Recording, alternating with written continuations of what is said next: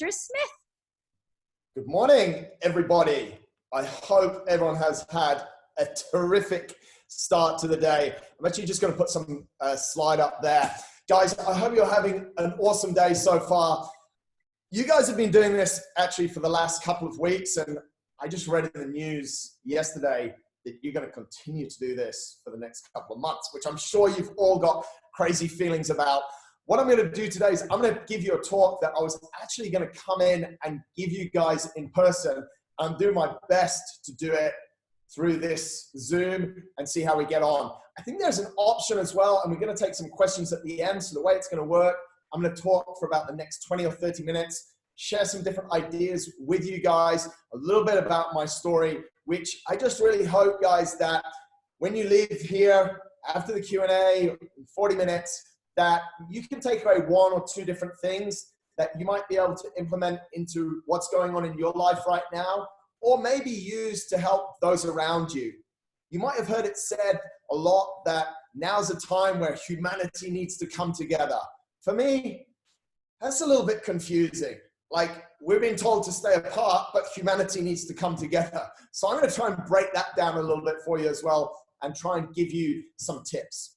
Now, if I go to my first picture here, this I've looked at quite a number of times to give you guys a little bit of perspective on what this is.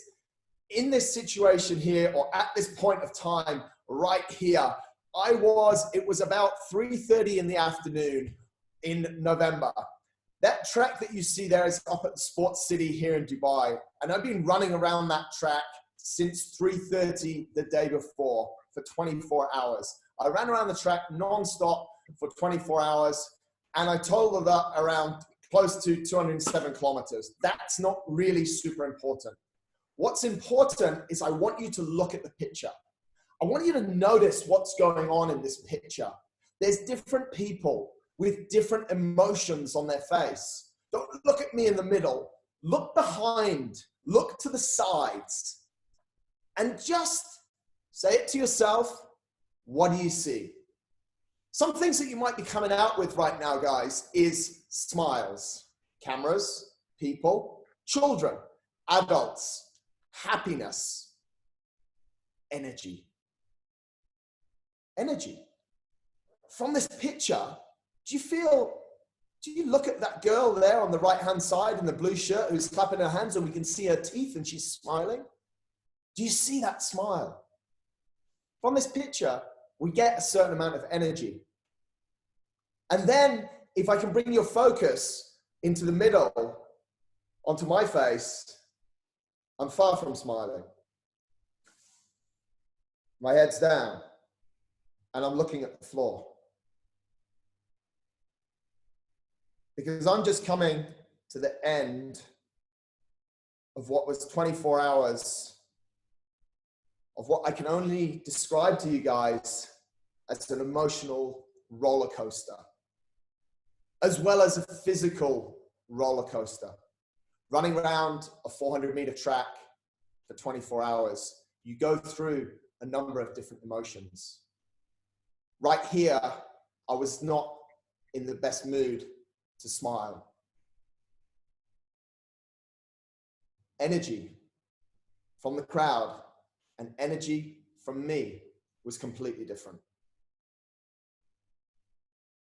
Over the last few weeks, and in the coming days, weeks, and months, you guys are going to feel your energy levels go up, and then maybe for no apparent reason, nothing that you've done, said, thought, they're going to crash down.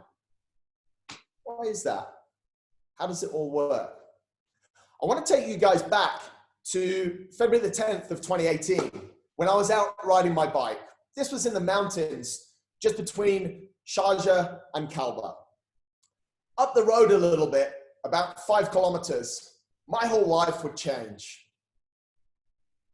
We were riding along, and suddenly, out of nowhere, a truck turned into my bike. When the front of my bike hit that truck, I was then pushed onto a brick wall, which I hit at 54 kilometers an hour. Some interesting facts for you guys. if you're hit by a traveling motor car at 30 kilometers an hour, you actually have a legitimately good chance of survival. It's around 90%. I've done some research into this. However, if that car is traveling around 40 to 45 kilometers an hour, your chance of survival is reduced to 50%. When that car is traveling 45 above 50 kilometers an hour, that whole thing, the 90% of survival and 10% chance of death, is flipped around. And you only have a 10% chance of living. As I hit the wall at 54 kilometers an hour, on impact, the whole of my shoulder was broken and blood started coming out of my mouth. I've seen this before in a movie, I thought to myself, and it doesn't end very well. Unbeknown to me at the time, but my left lung had almost like a football been compressed and gone bang. And as you know, those of you that have had a football or a sports ball that's gone bang, that's pretty much the end of the game. It stays in a small nest like this and doesn't come back to this. My left lung had collapsed, which made breathing for me very challenging. It made general movement challenging because of my shoulder being broken. And as I said to you, I was halfway between Sharjah and Kalba in the mountains, as you see on this picture. Not the best place for this to happen. A few hours later, about 4 hours later, the picture that you see there of me is where I'm laid in intensive care. Quite an awful place. It's where people go when they're not in a good situation. And you can see from the picture on the right there, that's the situation that I was in. Let's count together. Go from the bottom. You can see one break on the fourth rib up. Go up one, two. The third one, he looks a little bit awkward, doesn't he? Is that little bit sort of pointing out. 3, 4, 5. That one's also a bit like this. 6. Oh, come over to the right-hand side there a little bit. Number 6. Came into number 7. 7 breaks in my ribs. Movement at this point was incredibly difficult. As you can see, I'm laid there in the intensive care unit with some oxygen going into me, some wires coming across my body. And I was going in and out of sleepiness. They were obviously giving me a lot of painkillers because of the journey that I had to get there in 2 different ambulances with no oxygen and no painkiller on the way. And as I was coming in and out of this sleepiness, at one stage I woke up and I was going, And my wife said to me, "What's wrong with you?" As she sat there by my hospital bed. And I said to her in a weak and feeble voice, "Why did this have to happen to me? What if I didn't go riding my bike that day? What if I wasn't at the front and I was at the back? I would have." And she stopped me. She stopped me and she said to me, "Marcus, there's no more what ifs. What's happened has happened. You are where you are. You have to come to terms with it." Guys, what's going on in the world right now is crazy. It's crazy, seemingly. And we can sit around and we can talk about different analogies and if this and if that and would that happen, and and we can try and piece it together like a game of Tetris. But what's happening is what's happening. And a lot of it, as I was on this day, is completely out of our control. And with that thought in mind, And if you remember one thing from what I'm saying today, with that thought in mind, I asked myself a question. I said, what can I do right now to make this situation a little bit better? And when I had the answer, I looked at my wife and I said, you know what? You're right. I'm going to start training. And at that point in time, I'm laid diagonally across the hospital bed. Something not dissimilar to this position a few hours later. And if you look at my left hand there, that's down by my left leg, it was stuck there for 3 days because the whole of my left shoulder was broken. But when I said that in that intensive care unit, I tried to lift up that hand. Hopefully you guys can see it. And as it was palm down, I put all of the energy I had, all of the emotional, physical, mental energy into turning my hand up. And when I got it there, it was the most amazing thing I'd done. And I thought to myself, I wonder if I can turn it palm down. And I could. It was the most amazing feeling as I sat there and over the course of about 5 minutes, turned my palm from palm down to palm up. And I knew with that thought, I was doing absolutely everything I could to get better. In these times, in your work life, school life, family life, professional, personal, whatever part of your life, all you have to do is ask yourself, what can I do right now to make this a little bit better? And there's always something you can do.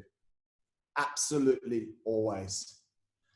As I was sat on this hospital bed just a few days later, I remembered that someone had sent me this beautiful map that's just come up on your screen now of the island of Corsica, south of France, west of Italy.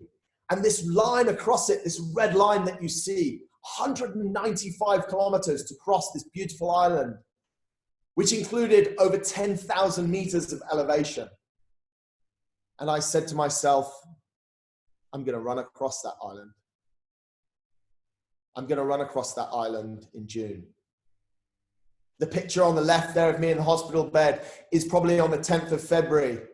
That's a pretty big statement from a guy who can't move, who just 4 days ago was unable to breathe and in intensive care.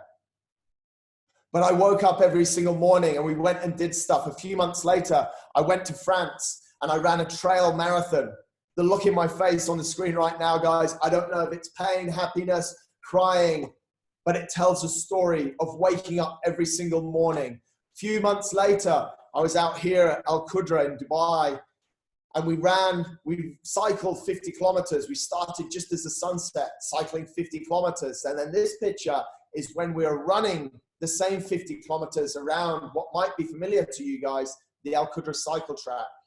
And then we finished it off with another 50-kilometer cycle. All of these things were small things, and enough of the small things become big things until the day, the picture, guys, that's on the screen right now, when I was running across Corsica.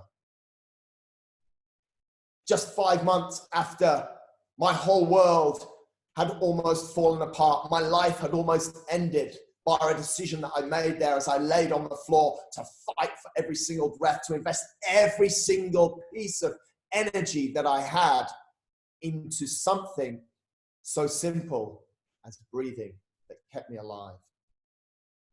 At times like these, guys, we need a little bit of perspective. So whenever I'm feeling confused, emotional, I don't know what to do about what's going on or about a decision I have to make, I think back to these times, and I think back to that picture on the right where I'm running across Corsica, just those few short months after my accident. 2018 was the year I was to turn 40. I wanted it to be one of the best years of my life. And when I finished running in Corsica, I thought to myself, what else can I do? Some of you might have actually been there during my visit to your school when I finished one of my marathons at your school. As I decided to run 30 marathons in 30 days. And in doing so, on the 28th day, picked up quite this unique picture that's now on your screen with one of our country's leaders who's leading us through this amazing time that we're going through at the moment. My marathons presented me with a number of different challenges, guys, on a daily basis. None other than this day itself. And that's why I'm sharing this picture with you. As I got a call the night before and was told to be in a certain location to run with His Highness at 6 a.m. that morning. I'd been starting at 5 a.m. every morning on the flagpole here near my house. And I had that morning 40 people with me as we made our way up the beach road and onto the Dubai Water Canal. And I suddenly turned around to them and said, "See you later, guys. I've just got to go and take care of something." They looked at me a little bit confused as I made my way to the meeting point to run with this gentleman and carried along the way. It's actually this picture always makes me smile because just as we exited through Jumeirah Beach Hotel and in front of the Burj Al Arab, the security guard actually tried to stop us and ask us what we were doing there. And I was a bit like, I'm with this guy. We're going to be okay. Whilst it presented these great opportunities, it also presented a number of challenges. Every single day I had to get up. I had to run for 42.2 kilometers every single day. I had commitments to schools like yours and a number of the other schools in Dubai to be there at certain times. I've thought about this a lot. And I've thought about one word: choice. Often we have way too much choice. Do you want tea or coffee? Do you want to eat now or later? Would you like water or a soft drink? Do you want to go to bed now or now? Which video do you want to watch? Life is full of choices. We actually have to make somewhere around 35,000 different decisions a day. I knew that if I was going to be successful during these marathons, I had to limit all my choices. So the only option I gave myself was to finish each marathon every single day. And that's why when I looked at this challenge, instead of looking at it as 30 marathons in 30 days, I simply looked at it as one marathon 30 times. It breaks it down, and these small chunks make it so much easier for us. Don't sit there and think at 9 a.m. you have to sit and you have to do your schoolwork until 5 p.m. Just think about right now that you and I are together here and we're putting all of our energy into each other. And when this finishes, we'll deal with the next bit. That's how I looked at every single day during my marathons.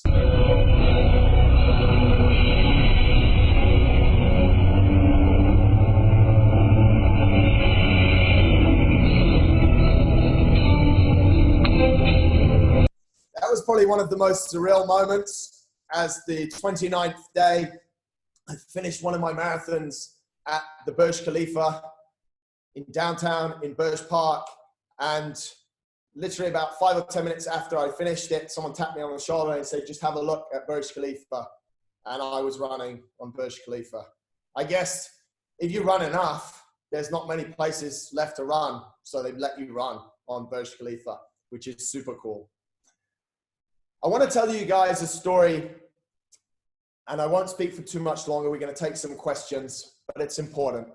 I want to tell you guys a quick story about the last day, the 30th day. This was at the end of it all. It was at the end of an incredible year for me. At the start of the year, I'd nearly lost my life. I'd built my body and my mind back up. And on the 24th of November, it was going to be the last of my 30 marathons. The day before, I sent a message to my coach and I told him, I want this one to be the fastest. I'd been running my marathon somewhere around 4 hours, 5 minutes to 4 hours, 15 minutes each day. But I wanted this one to be the fastest. He replied to me and he said, "Marcus, leave it with me." Then he called me back. He said, "If you're going to do this, you have to take care of all the small details that I'm going to tell you.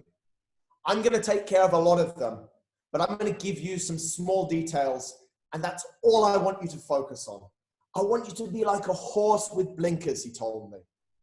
And I've thought about this a lot. In tough times, in challenging times like we're in right now, sometimes you have to be a horse with blinkers and focus on what's right in front of you. He said to me, Marcus, you're going to start at this pace. You're going to run for the first 10 kilometers at 5 minutes 25 a kilometer. From kilometer 10 to kilometer 20, this guy's going to run with you. The pace is going to be 5:05 a kilometer. From kilometer 20, and he went on. He said, all you have to do, the guy's going to run here and you just have to run next to him. That's the detail that I want you to focus on. I want you to be able to tell me what kind of shoes he's wearing. I want you to look at his socks and to lock your sights right on him. He said, this is going to take some focus like you might never have had to use before. And as we ran along the Dubai Water Canal with 3 kilometers to go, there was just me and my coach left. 1 or 2 runners were about 10 or 15 meters behind. And I asked him if he had the energy to go faster because I was ready. It's strange, isn't it? That run, that marathon, I ran in 3 hours and 45 minutes. 20 minutes faster than I'd run all of the others. At the end of 30 days of running a marathon every single day, how does it happen? Guys, it happens when you put everything in your power, all of the energy that you have, into what you want to achieve. That applies to my running, to your education, to mum and dad's workplace, and to the situation we're in right now. We can control certain things. If we put our energy into those things we can control, we can all achieve some great things. Before I finish, a question that I get asked a lot is, why do you do this? Why, when your life nearly ended, do you want to go out and continue to push yourself? My answer is threefold. Number one, it's for the people that are on my screen right now. At the top is my beautiful wife, who I'm actually separated from at the moment due to what's going on. She's in Australia, I'm here in Dubai. It's crazy, but it's quite cool as well. My parents, mum and dad at the bottom, who I'm also separated from. They're in the UK and I'm here in Dubai. So we're all around the world. But I just want them to wake up every day and I want them to be proud of me. They put so much into me. I want to make them proud. The second reason why I do this stuff, guys, is because I want to see what we're capable of as humans. I want to see what I'm capable of. And hopefully, maybe one of you guys will go today and push yourselves a little bit further in your study, physically doing burpees in the garden.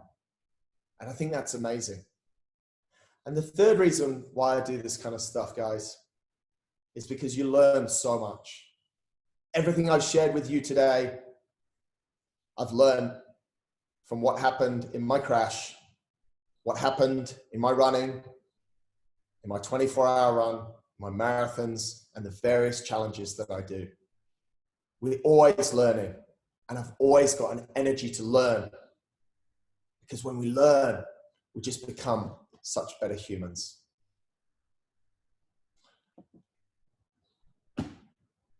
Before I take questions, I hope we have time. I hope I haven't gone over. I just want to share with you something. Have a look at that post that I put on my Instagram. And please go down to the bottom where the red circle is and have a look at the date. I posted this post on February the 9th, 2018, that everything happens for a reason. On February the 10th, 2018, at 7:30 a.m., I nearly lost my life. And I fought for the next 4 hours and the weeks after to save it.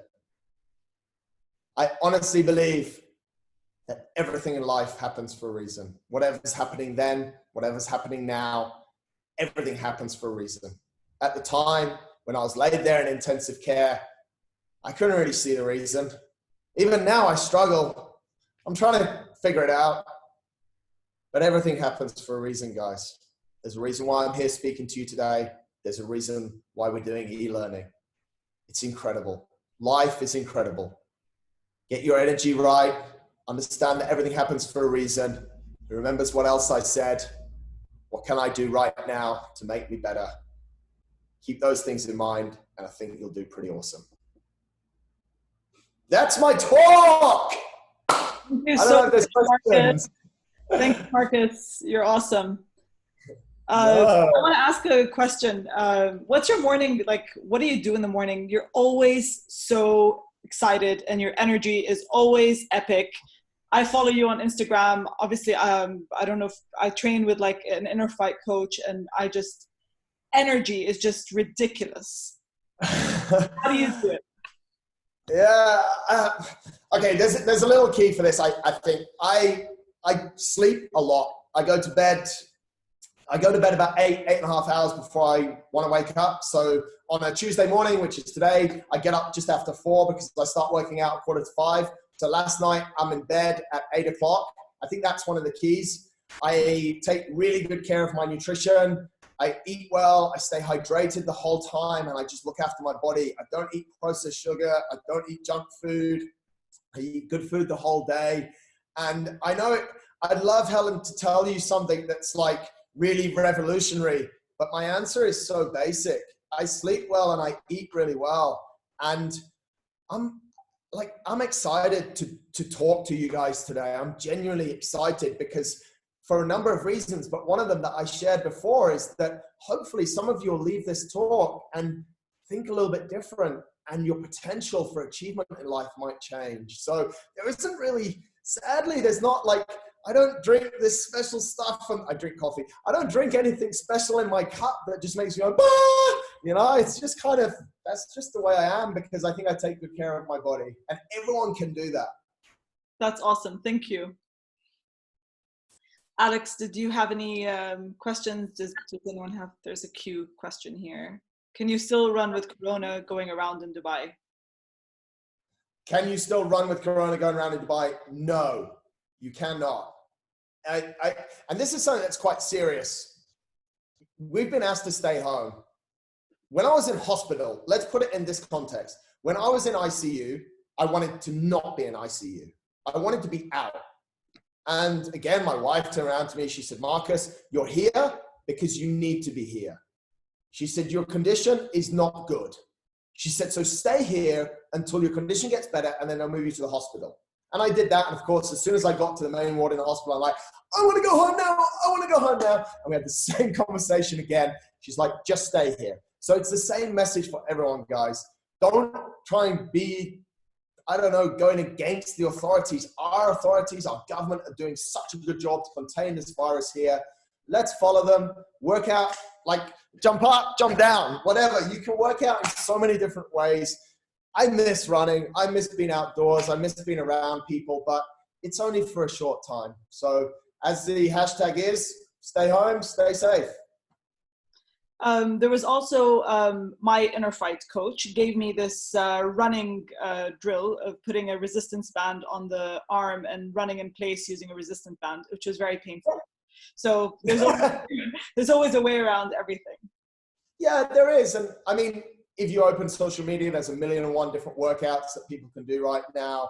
You know, there are so many. Humans are quite strange. We're like, as soon as I've heard a lot of people, oh, it'd be great if I didn't have to go to school, or it'd be great if I didn't have to go to work, I could work from home. Now we're in this situation, a lot of people are freaking out, I don't like this. We're really selfish, and we just want to do stuff on our terms. And for the most part, we can. Like, guys, you're in school right now, but there'll be a day in 4 or 5 years, you're 2021, that no one's going to wake you up, no one's going to tell you to do anything.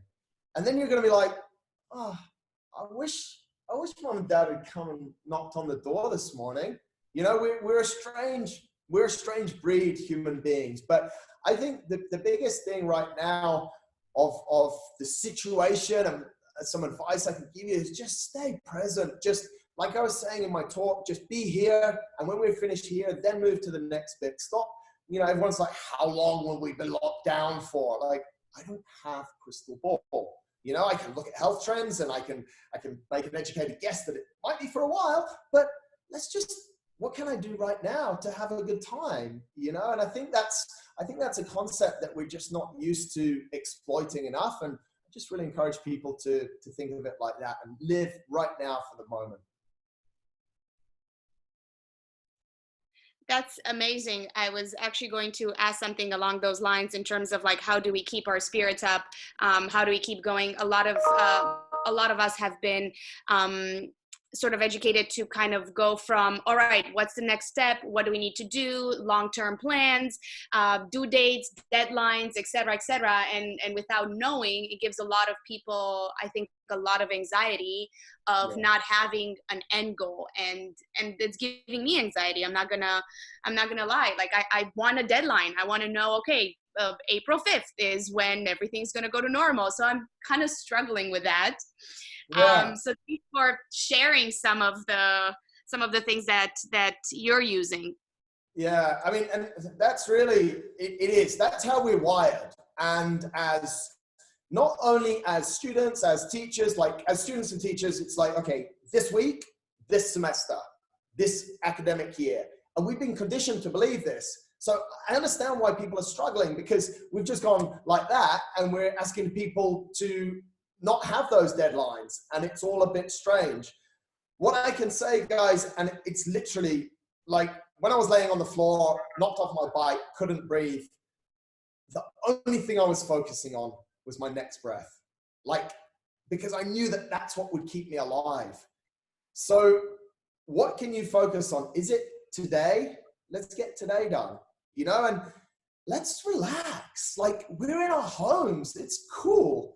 I mean, we're so privileged right now. Like, there's 100 people in your homes. I'm in my home. And hopefully at the end of this hour, we've got a little bit better. Like, that's amazing. There's this big thing around gratitude. And we need to be grateful for a lot of things. And being grateful for a lot of things is a medicine for that anxiety that's building up. I truly believe. It's totally normal to be freaking out, because the environments that we're in and the way that we've been asked to learn is not quite what we're used to. So if you're freaking out, that's okay. Just reach out, talk about it, laugh about it, joke about it. We'll look back on this. You guys as students, you'll look back on this as the most cool time of your education. I'm looking back on it in my business. My business got closed. It literally got closed. They sent me a message one day, Sunday the 14th or 15th, it was the 15th of March, Marcus closed. Instantly, I have no business. I'm excited that I can build this whole thing again. Like, it's a great time. Focus on what you can control.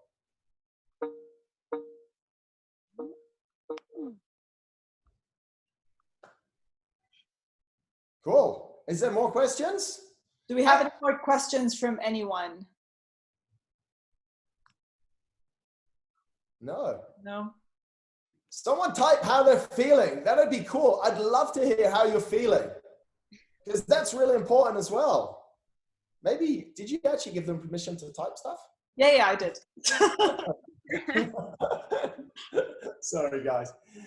I think they have their next class coming up. Easy. Here's another, wait, there's a question here. How do you think what you have learned can apply to other parts of life? And how did you heal after what's happened so you could run? So we've got 2 questions. Okay, yeah, I can see those now. The lessons that I learned that I've shared with you guys apply to almost every part of life, to be honest. What can I do right now? Attitude and mentality that I shared with you from when I was in intensive care. You guys can leave this talk now, or you can be later on today. If you're not feeling great, if you're feeling a bit demotivated, or you just don't really know what to do, you can ask yourself that.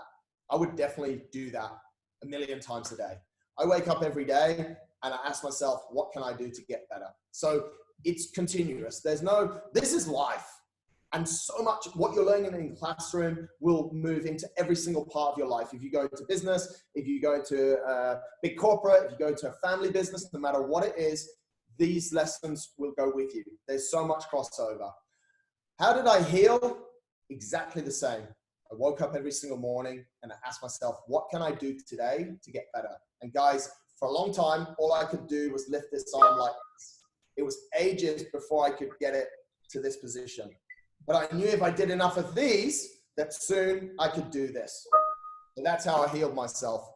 There's a few more questions. Do we have time for these ones? I'm more than happy to answer them. We can do 5 more minutes tops. Yeah. Okay. Shall I read it out? No, I've actually figured out how to get them on my screen. So this one here. All the cancelled competitions and things like that. Okay, yeah, I found it a bit annoying and distraught that all the competition's been cancelled. Yeah, I agree. It's tough. Again, some people are working towards exams. There's always goals which are based on timelines. One thing that people speak about a lot, and we're really testing it in these times, is to focus on the journey. It's a bit cliche, but I like it. Focus on the journey and not the actual destination. So doing my running is amazing. When I get to cross the finish line, euphoric, running with His Highness on the Burj Khalifa, all of that stuff. And I'll remember that. But I'll also remember all of the training that I do. I remember not every run, but I remember a lot of the runs. I remember the strength sessions. I remember the time I spend with my wife. This is all the journey, the process. And we've been saying it for a long time. Motivational people all around the world say it, is that you have to love the process. You have to love the journey. The goal, crossing the finish line, if you do all this work, is gonna happen. So now we've got to operate with no finish line. We've just got to be on a journey. And it does make it quite hard. There's a great book that's just recently been released by a guy called Simon Sinek, The Infinite Game. That answers that question way better than I just did, but that's my insights with it. Another question we've got there, how do you deal with procrastination? In myself, I don't really procrastinate too much. And in my clients, in people that I help, the biggest thing that you can do is just ask them why. Why are you procrastinating? And there's normally, human behavior is very interesting for me because it's what I do. But if we ask why enough and we sort of peel away enough layers, we figure out why people are doing certain things. So if you are a procrastinator, if you are behaving in a certain way, just call one of your friends and just get them to keep asking you why and be ready to answer those questions. You have to be, we've heard a lot of talk about vulnerability at these times. You have to be vulnerable, guys. I've got 1 minute left. I'm going to tell you a quick story. The first time the physio came into my room, that bed that you saw me on in the main ward here in City Hospital, he turned around to me and he said, "Marcus, do you want to go for a walk?" Dude, 5 days I've been laying in this bed. I'd love to go for a walk. At this point, I have through my rib cage a bag for blood to take all the blood off my lungs. I had a catheter in, so a pee bag to take my urine out. It took a long time. I sat up. He grabbed hold of my bags, blood bag, urine bag. He clipped them onto his belt and he said, "Let's go walking." My gown, my hospital gown was fully open at the back, so I'm basically nude. And I'm walking down the main ward, ultimately vulnerable. And if I'd have been focused on, oh my God, my pee bag's there, and my blood bag's there, and my gown's all open, I wouldn't have done what I did. I walked 20 meters, and it was the best 20-meter walk I've ever had in my life because I could walk, and I'd been in my bed for 5 days. It's amazing. It was absolutely amazing. We have to be vulnerable. I think we're done. That's 10. I don't want to make you guys late and get in trouble. So I think top ways to stay fit at home. Obviously, you can follow Marcus. You can follow Inner Fight. They're doing a lot of workouts and things like that. And then there's another one, when did you find your true passion? Were you in school? Were you ever indecisive? I think if we can just quickly touch on that. I can answer that quickly. I know exactly when it was. I was about 24. I was at an event that I wasn't supposed to be at, and I saw a guy and I wanted to be like him. And I realized I was 24. And this is the biggest learning, and I try and make it really quick. I didn't actually leave my corporate job till I was about 30, about 10 years ago now, because I knew to do my job that I'm doing now, the way that I wanted to do it, I had to learn more. And I stayed in the corporate world to learn about people, to learn about how humans behave, how we interact, body language. I learned lots of different skills, be it accountancy, human resources, operations. And I took all of these skills. And when I was ready, I came home to my wife and I said, I'm ready. Let's do this. You can't do it straight away in a lot of situations. Some people do, but that's my story. Thank you so much, Marcus. Alex, do you want to say something? Yeah, no, just on behalf of all of our juniors and seniors, thank you so much for giving us a boost of energy this morning and a little positivity to take along with us. We really appreciate it. Thank you. Thanks for listening. That was the first time I've done a full talk like that. It's wild. Hope you guys got something from it. I had fun. Thank you. Thanks. Have Bye. a great day, everybody. Thank you.